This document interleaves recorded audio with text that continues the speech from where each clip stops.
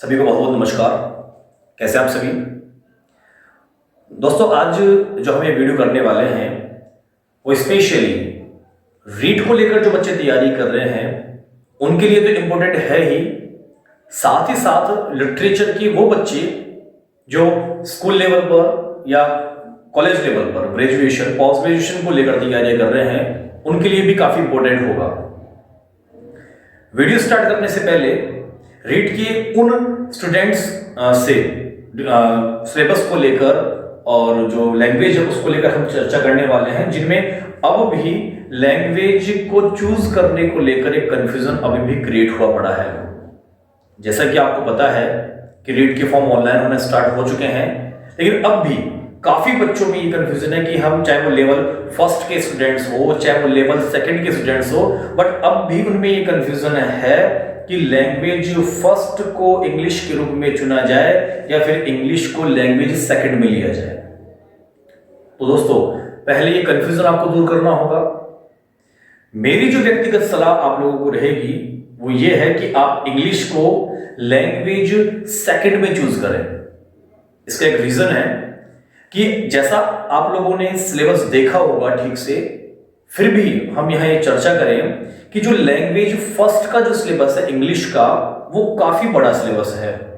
Grammar का maximum जो topics है वो वहां दिए हुए हैं। आपने देखा होगा पार्ट्स ऑफ स्पीच दिया हुआ है, टेंसेस दिए हुए हैं, डिटरमिनर्स दिए हुए हैं, डिग्रीज है, फ्रेमिंग क्वेश्चन है, ठीक है, मॉडल ऑक्सिलरीज है, पैसिव वॉइस है, नरेशन दिया हुआ है। इसके अलावा आपके फोनेटिक्स दिए हुए हैं और वोकैब का भी बहुत पोर्शन दिया हुआ है। काफी synonym, antonyms, one word substitution, word formation, काफी टॉपिक्स आपको पढ़ने पड़ेंगे। साथ ही साथ कंप्लीट मेथड्स आपको वहां दिए हुए हैं और मेथड्स का एक बहुत इंपॉर्टेंट रोल आपके रीड में प्ले होता है।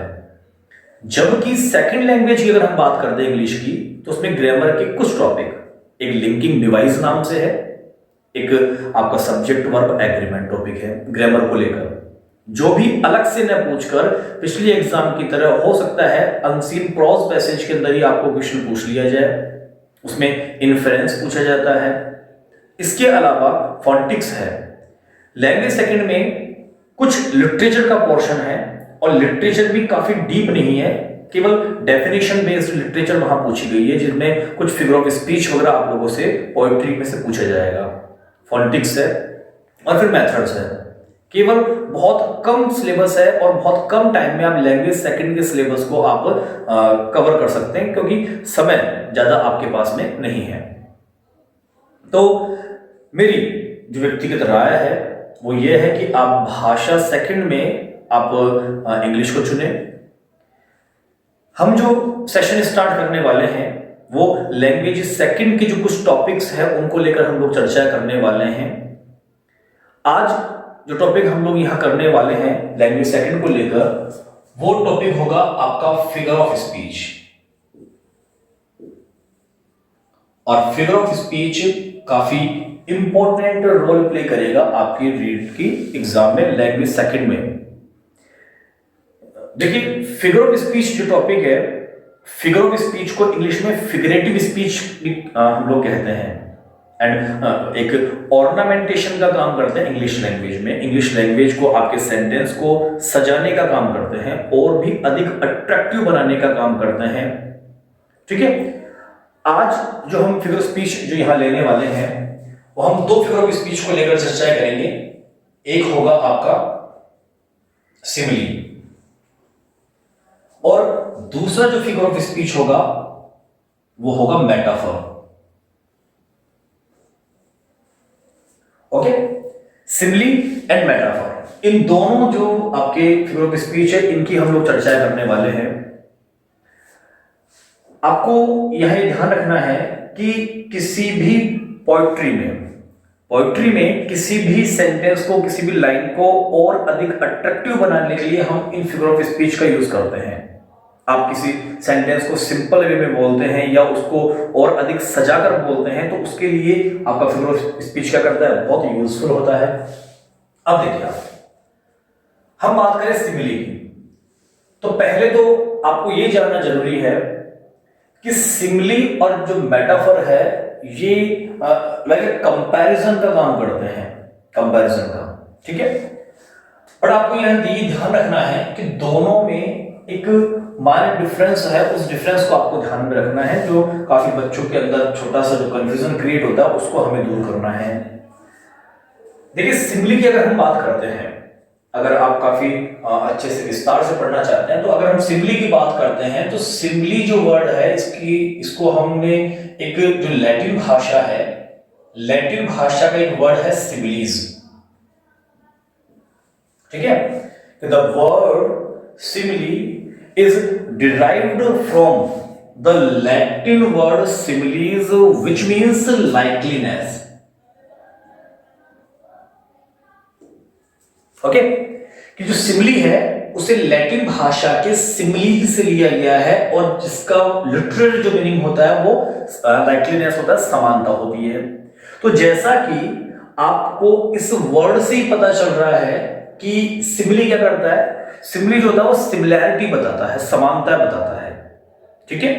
और आपको ध्यान रखना है कि ये समानता बताने का काम करता है, लेकिन समानता बताने के लिए दो डिफरेंट ऑब्जेक्ट्स होने चाहिए, ओके।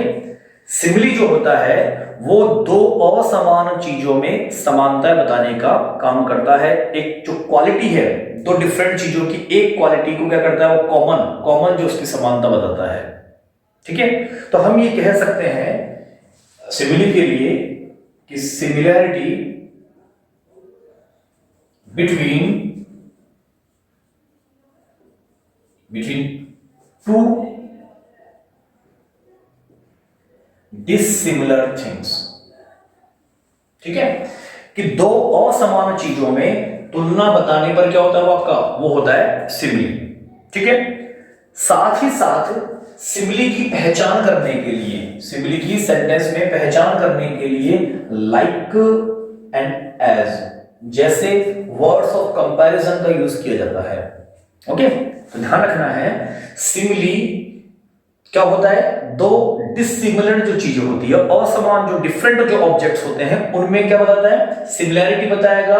किसके साथ बताएगा, विद वर्ड्स ऑफ कंपैरिजन। और वो वर्ड्स ऑफ कंपैरिजन क्या होंगे आपके, लाइक और एज होंगे। कभी कभी एज भी यूज होता है, एज जो इफ है, एज इफ का भी यूज किया जाता है कंपैरिजन बताने के लिए, ठीक है।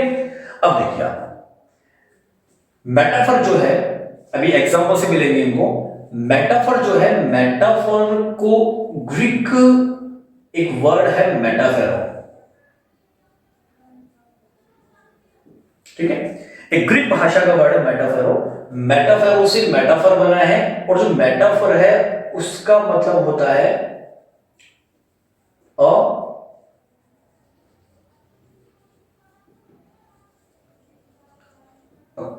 कैरिंग ओवर, ठीक है। अभी इन दोनों में डिफरेंस देखते हैं।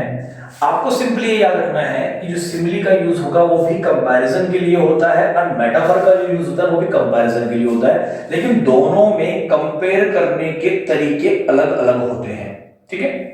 जैसे हमने कोई सेंटेंस लिया, हमने एक सेंटेंस लिया कि हमने बोला निशा seems like राधा, ठीक है। हमने सेंटेंस लिया कि निशा seems like राधा, कि निशा क्या है, राधा के समान लगती है, राधा की तरह लगती है। तो आपसे पूछा जाए कि which figure of speech used in this line, कि इस लाइन में क्या फिगर ऑफ स्पीच यूज किया गया है, तो बहुत से बच्चे बिना उसके अर्थ को समझे केवल लाइक वर्ड देखकर या समटाइम एज देखकर वो क्या करते हैं, वो डालते हैं कि यहां पर क्या होगा, सिमिली होगा। जबकि आपको ये ध्यान रखना है सिमिली किन चीजों में बताता है समानता है, दो असमान चीजों में बताता है। लेकिन यहां पर जो निशा है, ये निशा क्या है, ये पर्सन है, एंड जो राधा है, राधा भी क्या होगा, राधा भी पर्सन होगा। तो जब पर्सन से पर्सन में जो समानता बताई जा रही है, तो यहां पर केवल सिंपल कंपैरिजन होगा, सामान्य तुलना है। लेकिन हम ये बोलते हैं, अगर हम यूज करें कि Nisha seems like Nisha seems like a nightingale, कि जो नाइटिंगेल बोलते हैं बुलबुल पक्षी है, कि जो निशा है वो नाइटिंगेल के समान लगती है। तो हम यहां क्या बोलेंगे कि जो निशा है वो तो क्या है, निशा तो है पर्सन, और जो नाइटिंगेल है वो क्या होगा, किस श्रेणी में होगा, एनिमल की, बर्ड है। ठीक है, बर्ड। तो आपने पर्सन का कंपैरिजन किया है एनिमल से, तो दो असमान चीजें हैं, दोनों में सेम क्वालिटी, उसकी वॉइस, जो नाइटिंगेल है उसकी वॉइस की तुलना की जा रही है निशा से। तो ध्यान रखना है कि सिमिली क्या होता है, कि in simile we compare two different objects. ठीक है, कि in simile we compare two different objects in where one chief quality is common, कि वो सेंटेंस जहां पर दो असमान चीजों में समानता बताते हैं और एक जो मुख्य क्वालिटी है वो दोनों में समान होगी, और वहां पर वर्ड्स ऑफ कंपैरिजन लाइक और एज का यूज किया जाएगा, वो आपका क्या कहलाएगा, सिमिली कहलाएगा। ठीक है, फिर देखिए कुछ और एग्जांपल लिया हमने बोला कि the bride is as red as the rose. Okay, कि the bride is as red as the rose, की जो दुल्हन है वो क्या है, वो उसकी जो वेशभूषा है उसके आधार पर रोज, गुलाब के समान कैसे दिखाई पड़ रही है, लाल दिखाई पड़ रही है। तो यहां पर जो ब्राइड है पर्सन हुआ, और आपने इसका जो कंपैरिजन है वो कंपैरिजन किससे किया है, वो किया है आपने रोज से, जो कि नॉन लिविंग थिंग है, और क्या है, एक वस्तु है ये। तो आप पर्सन और वस्तु में दो असमान चीजों में आप क्या कर रहे हैं, कंपैरिजन कर रहे हैं, दोनों में क्या कर रहे हैं, आप समानता बता रहे हैं। तो सिंपली हुआ, और हमने वर्ड ऑफ कंपैरिजन क्या यूज किया यहाँ पर, एज यूज किया। जैसे और एग्जांपल लिया हमने, लिटरेचर के जो बच्चे हैं वो जानते होंगे, विलियम वर्ड्सवर्थ की पोएम पढ़ी होगी आपने, डैफोडिल्स। डैफोडिल्स की जो फर्स्ट लाइन है, फर्स्ट लाइन ही सिमिली है। डैफोडिल्स में वर्ड्सवर्थ कहता है कि I wandered lonely as a cloud. I wandered lonely as a cloud. तो वो कह रहा है कि मैं एक बादल के समान, मैं एक बादल की तरह है, lonely, अकेला, यहाँ वहां क्या हूँ, वेंडरिंग कर रहा हूं। तो यहाँ पर जो I यूज किया गया वो पोएट के लिए यूज किया गया है, और पोएट जो है तो पर्सन है, और जबकि जो क्लाउड है ये हम जो थिंग की कैटेगरी में इसको लेंगे। तो दो असमान चीजें हैं, दोनों में जो वेंडरिंग है, लोनली जो वेंडरिंग करने की जो क्वालिटी है एक, उसको क्या किया जा रहा है, वहां पर समानता बताई जा रही है। ठीक है, ऐसे काफी एग्जांपल है, और हमने एज जो है वर्ड ऑफ कंपैरिजन यूज किया है। आप लोगों ने पढ़ा होगा, विलियम शेक्सपियर का एक नॉवेल पढ़ा होगा, मैकबेथ। मैकबेथ में लेडी मैकबेथ एक सेंटेंस यूज करती है मैकबेथ के लिए कि your face is as a book. Lady Macbeth बोलती है कि your face is as a book, कि आपका जो चेहरा है, आपका जो चेहरा एक बुक, एक पुस्तक के समान दिखाई पड़ता है। तो जो फेस है वो पर्सन के लिए यूज किया गया है, जबकि बुक क्या है, एक थिंग है, एक वस्तु है। ठीक है, तो इसी तरह बहुत से एग्जांपल है। आपको सिंपली यहां पर ये याद रखना होगा कि जो सिमिली है, उस सिमिली में जो कंपैरिजन होता है, दो असमान चीजों में कंपैरिजन होता है, और उनमें समानता बताने के लिए हम लाइक, एज और एज इफ जैसे वर्ड्स ऑफ कंपैरिजन का यूज करते हैं। ठीक है, फिर देखिए अब मेटाफर पर आइए। मेटाफर में जो कंपैरिजन होता है वो दो असमान चीजों में होगा। मेटाफर में कंपैरिजन दो असमान चीजों में होता है, लेकिन वहां कंपैरिजन करते वक्त लाइक, एज इफ, एज जैसे वर्ड्स ऑफ कंपैरिजन का यूज नहीं किया जाता है। ठीक है, इसीलिए मेटाफोर को कंप्रेस्ड सिमिली बोलते हैं। कंप्रेस्ड सिमिली बोलते हैं। कंप्रेस्ड का मतलब होता है टाइट। ठीक है, इसमें किसी प्रकार का वर्ड ऑफ कंपैरिजन यूज ना हो। ओके, तो ध्यान रखना, metaphor is a compressed simile in which words of comparison like as, as if, so as, इस प्रकार के जो वर्ड्स है इनको हम we are not use this words to introduce metaphor. ठीक है, कि मेटाफर बताने के लिए हम इन सभी वर्ड्स का यूज नहीं करते हैं। कंपैरिजन करने के लिए हम ऐसे वर्ड्स का यूज मेटाफर में नहीं करते हैं। ठीक है, जैसे हमने बोला कि निशा सीम्स लाइक राधा, तो निशा का कंपैरिजन राधा से किया, दोनों पर्सन्स है, वहां सिंपल कंपैरिजन होगा। बट हमने बोला कि Nisha seems like a Nightingale. ठीक है, तो आपने लाइक वर्ड का यूज किया है। मेटाफर में इसको कैसे लिखा जाएगा? इसको डायरेक्ट कंपैरिजन होगा कि निशा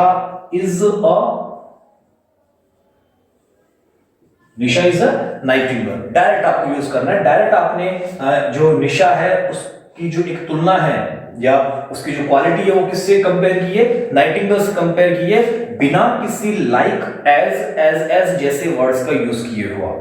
ठीक है, तो ये चीज आपको ध्यान रखनी है कि मेटाफर जो होता है उसमें हम क्या करते हैं? डायरेक्ट कंपैरिजन करते हैं किसी भी चीज से।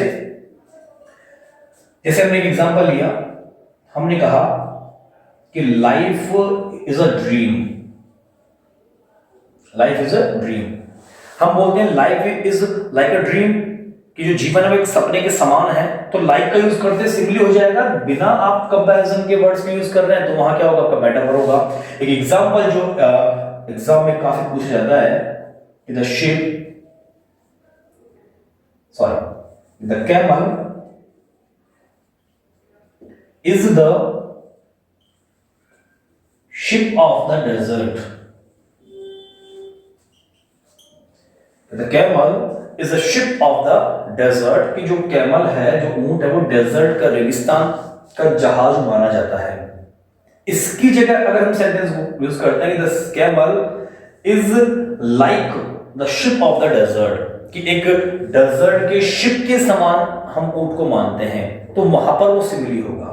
ओके, तो आपको सिंपली ये याद रखना है कि जब भी हम क्या करते हैं, हम लाइक, एज जैसे शब्दों का प्रयोग करते हैं, वहां पर क्या होगा? वहां पर सिमिली होगा। और बिना उनके हम अगर दो असमान चीजों में तुलना बताते हैं, उनकी समानता बताते हैं, वहां पर क्या होता है? वहां मेटाफर होता है। सिमिली के लिए कहते हैं कि सिमिली का जो यूज होता है उसका यूज करते हैं कि for enhance the descriptive power of the poets. जो कवि है, उस कवि की जो डिस्क्रिप्टिव जो पावर होती है, उस पावर को इनहेंस करने के लिए, बढ़ाने के लिए हम लोग सिमिली का यूज करते हैं।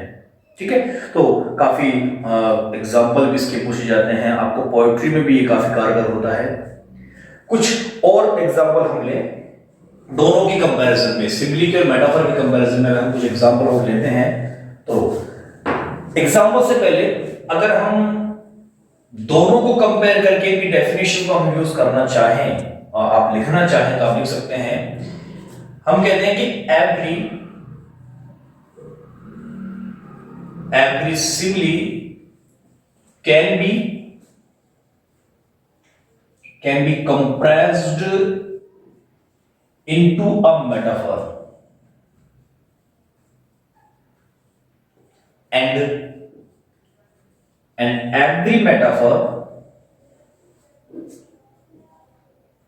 and every metaphor can be expanded